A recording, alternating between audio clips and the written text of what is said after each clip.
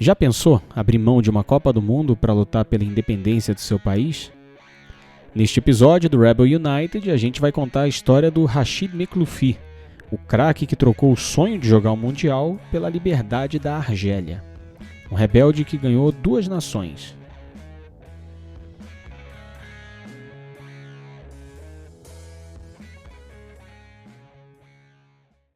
O ano é 1958.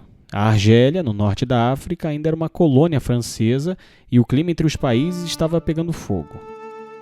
A Frente de Libertação Nacional, FLN, lutava pela independência argelina e o exército francês respondia com brutalidade. Enquanto isso, a seleção da França se preparava para a Copa do Mundo na Suécia. Entre os convocados, 2 craques de origem argelina, Mustapha Zitouni, do Mônaco, e Rachid Mekloufi, o astro, grande craque do Saint-Étienne. Ele tinha 17 anos quando cruzou o Mediterrâneo cheio de sonhos, e não demorou para virar estrela. Foram 3 gols na sua estreia pelo Saint-Étienne, ajudando o clube a conquistar o primeiro título francês da sua história e também ganhou de rebarba uma vaguinha na seleção francesa. Com 21 anos, ele tinha acabado de levar o Saint-Étienne ao bicampeonato e ao título da Copa da França. Foi quando ele decidiu fazer o impensável. O impensável para muita gente. O Mekloufi desistiu da Copa do Mundo e da possibilidade da glória esportiva com a França para se juntar à luta pela independência. O revolucionário e ex-jogador de futebol Ahmed Ben Balla, um dos fundadores da Frente de Libertação Nacional, conhecia o poder do futebol e teve uma ideia ousada: criar uma seleção argelina no exílio para mostrar ao mundo que havia uma guerra e que havia um povo querendo ser livre. Eles foram atrás dos principais atletas do país e fizeram uma pergunta que mudaria tudo. Você está disposto a deixar sua carreira na França para representar a Argélia? Muitos disseram que sim, entre eles o Mekloufi. A sua saída da França foi secreta. No dia 13 de abril de 1958, os jogadores começaram a desaparecer. O Mekloufi, lesionado, teve que passar a noite no hospital. No dia seguinte, ainda de pijama, ele foi levado até a Suíça. Quando atravessou a fronteira, foi interceptado por policiais. Olha só o alívio, no final das contas. Eles queriam só autógrafos.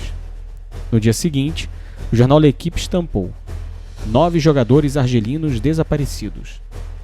Enquanto alguns eram presos, outros conseguiam chegar até Tunis, capital da Tunísia, também no norte da África.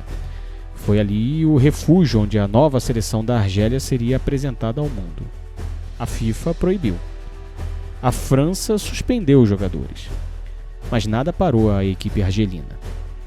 Nos 4 anos seguintes, eles jogaram 83 partidas em 14 países diferentes, da Ásia à Arábia, passando também pelo bloco socialista.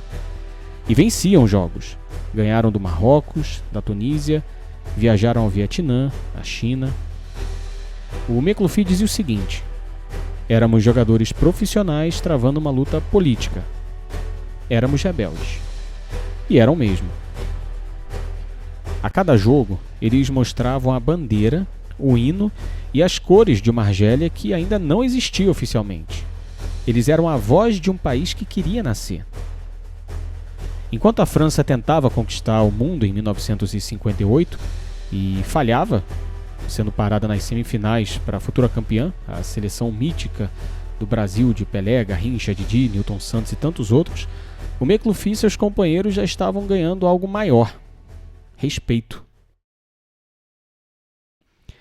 Até mesmo os franceses começaram a entender e valorizar o ato daqueles jogadores. Astros como Raymond Kopa, do Real Madrid, da seleção francesa, e o artilheiro daquela Copa de 58, o Just Fontaine, além de outros colegas, chegaram até a enviar um cartão postal direto da Suécia, onde estava sendo realizada a Copa do Mundo, para os amigos argelinos. E quando a Argélia finalmente conquistou a sua independência, em 1962, esses rebeldes, vamos dizer assim, voltaram. O McLuffy retornou ao Saint-Étienne, que estava então na 2ª Divisão Nacional. Com ele de volta, o time subiu, virou campeão francês mais uma vez e em 1968 acabou levando a dobradinha, os títulos do Campeonato Nacional junto com a Copa da França. Foi aí que o lendário presidente da França, Charles de Gaulle, recebeu o McLuffy e disse o seguinte: "A França, isso é você." Foi um reconhecimento tardio, mas simbólico. O McLuffy ainda foi técnico, dirigente e ajudou a Argélia a chegar na sua primeira Copa do Mundo em 1982. Aquela em que os argelinos venceram a Alemanha e depois foram eliminados pela famosa vergonha de Gijón, quando a Alemanha e a Áustria combinaram o resultado só para deixá-los de fora. Mas a história já estava escrita. Em 2023, o McLuffy nos deixou. Ele tinha 88 anos. E mais do que um jogador, ele entrou na história como símbolo de uma coragem de quem escolheu a liberdade ao invés da fama. Rachid McLuffy mostrou que o futebol pode ser muito mais do que um jogo. Pode ser uma revolução. E você? Do que você estaria disposto a abrir mão pelo que acredita?